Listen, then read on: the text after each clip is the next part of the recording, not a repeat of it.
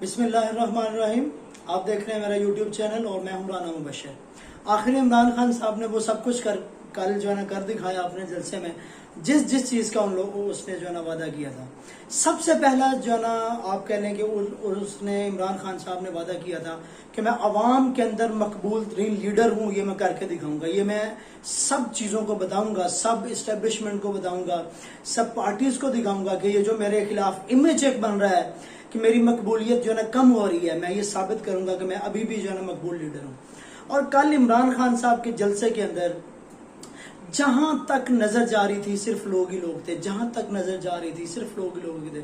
अब कोई कह रहे हैं कि जनाब 5,000 लोग थे, कोई कह रहे हैं 20,000 थे, 25,000 थे। ये इस चीज का अंदाजा हमारे आइज या हमारे जो है ना हम अपने क्या सराइयों के जरिए नहीं कर सकते।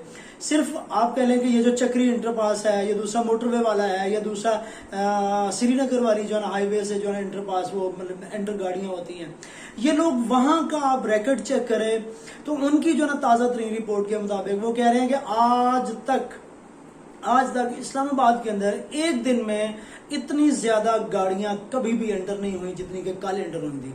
और आप लोगों ने ये जो ना टीवी के ऊपर भी सारे के सारे मनाजर देखे कि जो जलसागाह की जो जगह थी वहां को तो लोग मौजूद थे, दरख्तों के ऊपर चढ़े हुए थे, ऊपर पहाड़ियों के ऊपर जो ना दूर दराज जो थोड़े ऊंचे इलाके थे वहां पे खड़े हुए थे, लोग घरों की छतों पे खड़े हुए थे, लोग बिल्डिंग्स की छतों के ऊपर खड़े थे। और टीवी के मनाजर ने ये भी दिखाया कल कि रोड्स के ऊपर कितनी गाड़ियां और कितने लोग जो ना मौजूद हैं जो जलसागाह की जगह पे जाना चाह रहे हैं लेकिन जा नहीं पा रहे थे। खैर, अवाम का तो एक समंदर था कल इमरान खान के जलसा में, और ये उन्होंने एक बात साबित करनी थी लोगों को कि मैं आज भी मकबूल लीडर हूं और मैं कल भी था और इंशाल्लाह वो रहेगा भी। और दूसरी बात मैं आज का जो आप लोगों को बताने लगा हूं, बड़ी इंपॉर्टेंट बात है। वो बात ये है इंटरनेशनल इस्टेब्लिशमेंट की। आज तक तो हमने यही सुना था कभी किसी भी मुल्क की इस्टेब्लिशमेंट होती है, किसी कंट्री की इस्टेब्लिशमेंट होती है जो किसी गवर्नमेंट को या इदारों को कंट्रोल करती है, या वट जो भी आप इस्टेब्लिशमेंट के बारे में बहुत अच्छा जानते हैं। लेकिन कल तक इंटरनेशनल इस्टेब्लिशमेंट का किसी को आई थिंक नहीं पता, मतलब बहुत से लोग जानते भी होंगे, लेकिन इंटरनेशनल इस्टेब्लिशमेंट भी एग्जिस्ट करती है। और कल खान साहब ने जो तुर्ब का पत्ता जाहिर करना था, जो तुर्ब का पत्ता मैदान में लेके आना था, वो मेरे ख्याल के मुताबिक वही था। वो जो लेटर उन्होंने अपने वेस्टकोट की जेब से निकाला और सिर्फ लहराया कि ये मुझे इंटरनेशनली धमकी मिल रही है गवर्नमेंट के खिलाफ, निकल जाने के खिलाफ, और ये मैं पढ़ के नहीं दिखा सकता या मैं ये बता नहीं सकता। ये जिसने भी जो भी बात करनी है इसके बारे में, मैं उसको ऑफ द रिकॉर्ड जो है ना बता सकता हूँ। और वो जो खत था वो उनका जो है ट्रम्प कार्ड था, और वो ट्रम्प कार्ड ने आखिर अपना आप कर दिखाया। उसके असरात क्या हो रहे हैं वो मैं जो है ना अभी आपको बताता हूँ थोड़ी देर में। वो जो ट्रम्प कार्ड था, वो जो इंटरनेशनल इस्टेब्लिशमेंट की तरफ से भेजा गया वो खत था, वो इमरान खान के पास है। और उन्होंने कल ये भी कहा कि मैं ये मुल्क की मफाद की खातिर मैं लोगों को पढ़ के नहीं बता रहा, मुल्क की मफाद की खातिर अगर मैं चाहूँ तो मैं ये पढ़ के बता भी सकता हूँ, लेकिन मुझे अपने मुल्क की फिक्र है, मुझे अपनी रियासत की फिक्र है, मुझे गवर्नमेंट की फिक्र नहीं है। जान आनी जाने वाली चीज़ है, और ये जो जान पे मेरी जाए या रहे, हुकूमत रहे या ना रहे, इससे मुझे कोई फर्क नहीं पड़ता। लेकिन वो कल खत क्यों नहीं पढ़ के दिखाया उन्होंने, या लोगों को खत के अंदर जो लिखी हुई बातें हैं वो क्यों नहीं बताई? उन्होंने कहा कि ये सिर्फ और सिर्फ मुल्क की मफाद की खातिर मैं ये लोगों को नहीं बता रहा। जिसने भी पूछना है वो ऑफ द रिकॉर्ड आके मुझसे जो ना पूछ सकता है। पाकिस्तान के अंदर अब ये पहली बार ये इंटरनेशनल इस्टेब्लिशमेंट की तरफ से धमकी नहीं मिली। ये दो बार पहले भी हो चुका है। आपको याद होगा जब कारगिल की जंग थी और नवाज शरीफ साहब जो है ना वज़ीर आज़म थे, तब भी इंटरनेशनल इस्टेब्लिशमेंट की तरफ से एक बहुत बड़ा प्रेशर था कि कारगिल से अपने जो ट्रूप्स हैं, अपनी जो फौजें हैं, वो आप वापस बुला लो। और नवाज शरीफ साहब ने ये उनकी जो है ना उनकी मर्जी के मुताबिक फिर उनको क्या किया, कारगिल से ट्रूप्स को वापस बुलाया, और at the end of the जो डे था, रिजल्ट था, वो आप सब लोगों को पता है। और ये एक बार हुआ। दूसरी बार फिर जनरल मुशर्रफ की दफा हुआ। जनरल मुशर्रफ को भी एक जस्ट फोन कॉल आई और उन्होंने अमेरिका के आगे, या मतलब उस टाइम जो भी सुपर पावर्स और इंटरनेशनल एस्टेब्लिशमेंट की जो भी आपके लिए बात हुई और घुटने टिकने पड़े जनरल मुशर्रफ को, वो इसलिए टेकने पड़े क्योंकि मुल्क की मफाद जो है ना सामने था, क्योंकि मुल्क की खातिर तो कुछ भी करना पड़ता है भाई। तो कल इमरान खान साहब ने वो खत निकाला और लहराया कि आज दौर बदल चुका है, मैं आप लोगों के सामने घुटने नहीं टेकूंगा, ये सोशल मीडिया का दौर है, ये कोई और दौर है। आज से 20-25 साल पहले जो ना टाइम कुछ और था जब आप लोगों की बातें मानी जाती थी, अब बातें नहीं मानी जाएंगी। ये सोशल मीडिया का दौर है और सबको के सामने जो ना हर बात में रखूंगा, और उन्होंने रखी बात। और आप लोगों को मैं ये भी बताता चला जाऊं कि ये इंटरनेशनल एस्टेब्लिशमेंट कब मुतहर्रिक हुई, जब इमरान खान साहब रशिया के दौरे से वापस आए, और रशिया के अंदर आपको पता है कि यूक्रेन और रशिया की जंग चल रही है, और उसी जंग के दौरान प्रेसिडेंट पुतिन और प्राइम मिनिस्टर इमरान खान के दरमियान 1 by 1 जो है ना 3 hours की मीटिंग रही। उसके अंदर क्या कुछ डिसाइड हुआ ये गवर्नमेंट बेहतर जानती है, लेकिन उसके बाद से इंटरनेशनल एस्टेब्लिशमेंट मुतहर्रिक हुई, और उसके बाद उन्होंने सोचा कि भाई ये तो अब चाइना की तरफ पाकिस्तान जा रहा है और ये किसी और ब्लॉक का हिस्सा बनता जा रहा है, सो बेहतर ये है कि इसको जो है रिमूव किया जाए। और फिर धमकी हमें इस खत मिला, और आप लोग जानते हैं कि कल इमरान खान साहब ने उस खत का जिक्र भी सरेआम जलसे के अंदर किया। अब खान साहब ने ये भी कहा, आपने कल बात सुनी होगी कि ये बाहर बैठ के कौन करवा रहा है, मैं ये भी जानता हूँ, और ये खत कहाँ से आया है मैं ये भी जानता हूँ।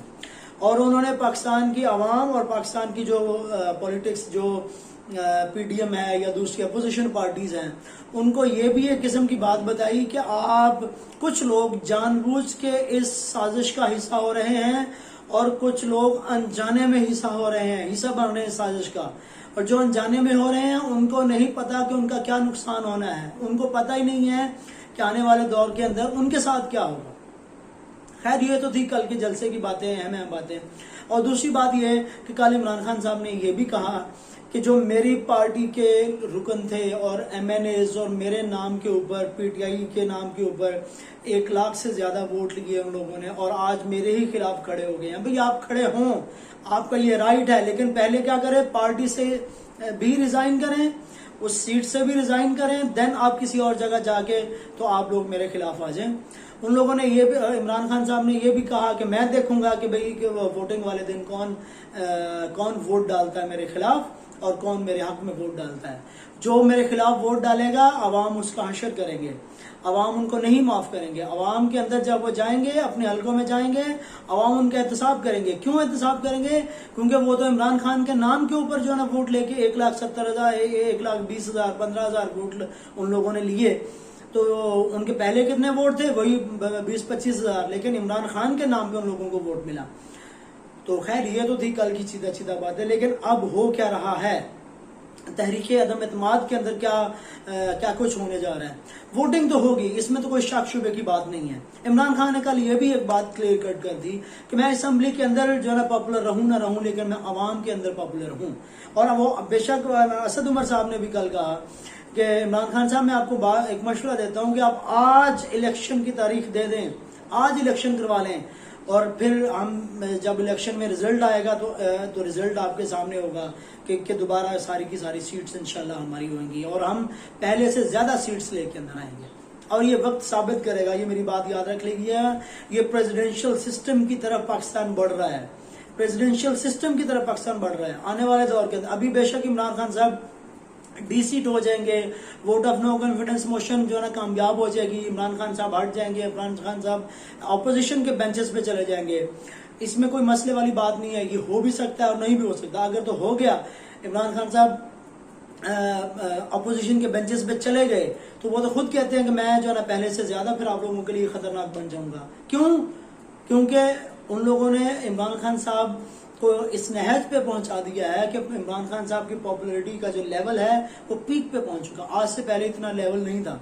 तो जैसे ही दोबारा इलेक्शंस होंगे और इमरान खान साहब जो ना इतनी 2/3 2/3 अक्सरियत के साथ इंशाल्लाह आएंगे, और फिर जो मनमानी के फैसले होंगे पार्लियामेंट के अंदर, और जितने भी एहतसाब के नारे या एहतसाब का स्लोगन चल रहा है लेकिन उसके ऊपर अमल पैरा नहीं हो रहा, तब ऐसे रूल्स रेगुलेशंस जो है ना बनाए जाएंगे, आइन जो है ना बनाए जाएंगे कि भाई सब कुछ जो है ना पॉसिबल होगा। और ये सारे का सारा सिस्टम प्रेसिडेंशियल सिस्टम की तरफ मूव कर रहा। और कल की ये बड़ी अहम न्यूज ये है तहरीक अदम एतमाद के लिहाज से कि भाई नवाज शरीफ की पार्टी PMLN और काफ लीग ये एक दूसरे के क्या आप कह रहे राइवल्स हैं। लेकिन कल क्या हुआ देखें, आप जरा इस बात पे तो गौर करें ना कि कितने ये चोर उचक्के एक दूसरे के मफाद की खातर, ये जो फसली बटेरे हैं, मफाद की खातर, वक्ती मफाद की खातर एक दूसरे को कबूल करने पे जो ना तुल जाते हैं।